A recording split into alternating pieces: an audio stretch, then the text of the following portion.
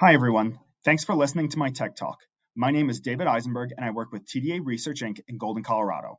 We'll be discussing TDA's new garment technology for keeping workers cool in hot and humid environments. We'll start with a little bit of background on TDA Research. We've been in business since 1987 and have about 120 employees with a focus on science and engineering, 30 of whom have PhDs. We have 3 buildings in the Golden and Wheat Ridge areas of Colorado with a combined 78,000 square feet of laboratory and office space. Our team includes mechanical engineers, chemical engineers, and electrical engineers, along with chemists, physicists, material scientists, and computer scientists. So our expertise spans a huge range of technical subjects. Relevant to this project, we applied our expertise in bioheat transfer, personal protective equipment, and garment design to develop our unique, patented cooling shirt technology. The issue that TDA is trying to solve with this project is that shipyard welders are exposed to extremely hot environments and require frequent breaks to cool down to prevent heat-related illness. Shipyard welders are working in hot, humid environments in front of giant slabs of preheated metal that radiate extra heat onto them. The worst part is that their personal protective equipment, necessary to keep them safe while welding, prevents sweat evaporation, which is one of the body's most effective methods for cooling itself. This makes the welders extremely susceptible to heat-related illness like heat exhaustion. TDA's technology will keep welders cool, allowing them to spend more of their time welding and less time cooling down, improving safety and efficiency.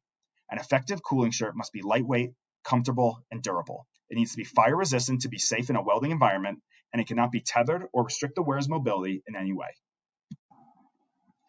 TDA's cooling shirts are primarily designed for shipyard welders, and we've received interest from numerous Navy shipyards. There aren't really any good cooling shirt technologies in the market today for this application. TDA's technology cools the wearer by improving the efficiency of sweat evaporation.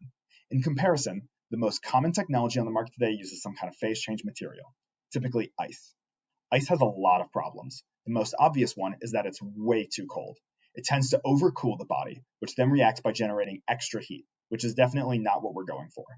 Worse, ice's capacity to absorb heat is only 1/7 that of sweat evaporation per pound of material.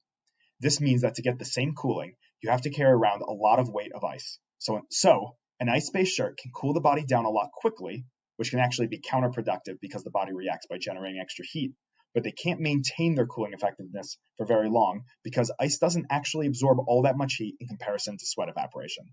Once the ice is melted, it can't be reused until it's been refrozen, which typically takes hours in a freezer.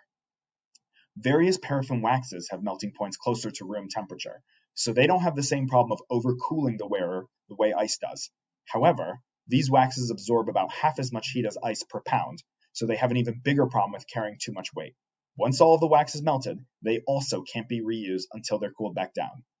The other main approach for cooling shirts is to use some kind of chiller with a working fluid that runs through tubes in the shirt. This means that the wearer is tethered to the chiller, severely limiting mobility. This isn't really an option for shipyard welders. What's needed is TDA's technology, a cooling shirt that is lightweight, durable, effective, long-lasting, and doesn't restrict the welder's mobility. Unlike other cooling shirts on the market, TDA's shirt works by improving the efficiency of sweat evaporation. Sweat evaporation is far more effective than any known phase change material, about 7 times more effective per pound at absorbing heat than ice. Also, it's intrinsically self-regulating. When the wearer is no longer hot, they stop sweating and our shirt stops cooling. If they heat back up again, they'll start sweating again and our shirt will go back to helping to keep them cool. They will never be overcooled. TDA's shirt uses a small blower to bring outside air into the protective welding ensemble. The air is blown through small channels, which drastically improves the mass transfer coefficient and the sweat evaporation efficiency, even in hot and humid environments. Our cooling shirt uses a small fan with a battery that can be quickly swapped out, eliminating long recharge times. TDA's shirt doesn't rely on heavy phase change materials, producing a lightweight garment, including the blower and the battery. The whole thing weighs less than 3 pounds. The battery works for a long time, about 4 hours, and can be quickly swapped out to keep the wearer cool for however long they are working. There is no tether and no impact on wearer mobility. TDA's cooling shirt will keep workers cool, comfortable, and protect them from heat-related illness.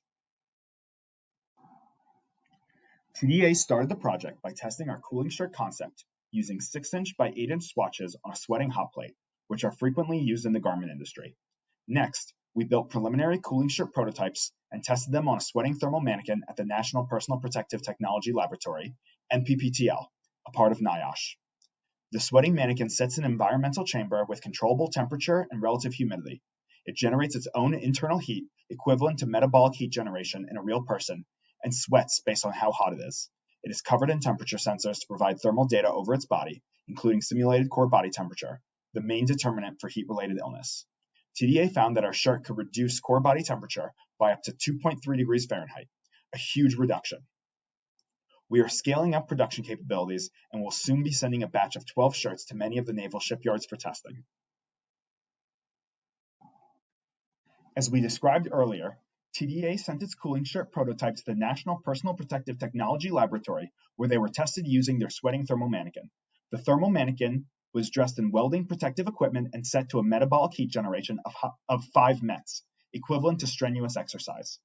We tracked a wide variety of metrics, including the skin temperature on every major body part, the average skin temperature, and most importantly, the core body temperature, since core body temperature is the main determinant for heat-related illness. Tests lasted 90 minutes and were performed at combinations of 90 degrees Fahrenheit and 100 degrees Fahrenheit in relative humidities of 30% and 40%. While that doesn't sound very humid, the relative humidity high is always at the coolest time of the day, and the low is always at the hottest time of the day. So the combination of 100 degrees Fahrenheit and 40% relative humidity is actually extremely hot and humid.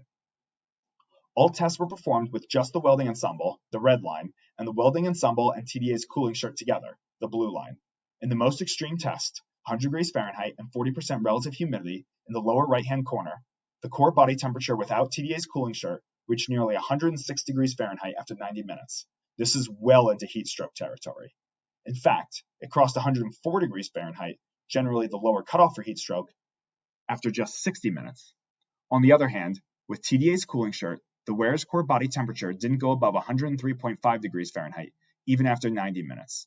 While this is well above comfortable, TDA's cooling shirt kept its wearer safe and avoided severe heat-related illness. Suffering heat stroke in only 90 minutes sounds pretty extreme. However, as I said before, 40% relative humidity at 100 degrees Fahrenheit is actually very humid for that high of a temperature. Worse, the Manikin is wearing a heavy welding protective equipment that prevents sweat evaporation without TDA's cooling shirt. Last, the Manikin is working hard, producing 5 METs of metabolic heat generation. This is why shipyard welders need to take frequent breaks to protect their health. TDA's cooling shirt will both improve worker safety and efficiency. Before TDA can transition this technology, we will need to perform additional sweating manikin tests along with human subject testing. We are preparing for another round of sweating manikin tests at the National Personal Protective Technology Laboratory very soon, and we are in the early stages of planning for human subject tests. TDA is finishing production on 12 cooling shirts that will be sent out to the naval shipyards to get feedback from real naval welders on fit, feel, and convenience. Our internal tests indicate that the shirt is comfortable, and sweating manikin tests show that it cools effectively. But without feedback from real naval welders, it's possible that there is some flaw that will make it hard to use in a welding environment. The welder feedback will make sure that we avoid that pitfall. TDA has received support from NAVC and some of the naval shipyards, but we are still interested in additional transition to advocates. TDA's cooling shirt is currently being designed specifically to support naval shipyard welders. However, there are many other occupations where workers are exposed to hot and humid environments while wearing personal protective equipment and are at risk of heat-related illness. Our cooling garments will also help protect these workers from heat-related illness and improve comfort and safety. Some of these jobs include civilian welders, painters, naval maintenance personnel, and anyone else wearing personal protective equipment. TDA currently has all the equipment and personnel to produce enough shirts for testing and demonstrations. We are currently developing plans to work with a local, very compliant garment manufacturer to scale up production as demand increases. TDA is also in talks with Under Armour about applying our technology to improve comfort safety for outdoor recreation enthusiasts. TDA is currently working with multiple naval shipyards to provide cooling garments for demos so that they can try them out and provide feedback. We are also working with some garment production experts to partner with a local garment manufacturer to scale up production as demand increases.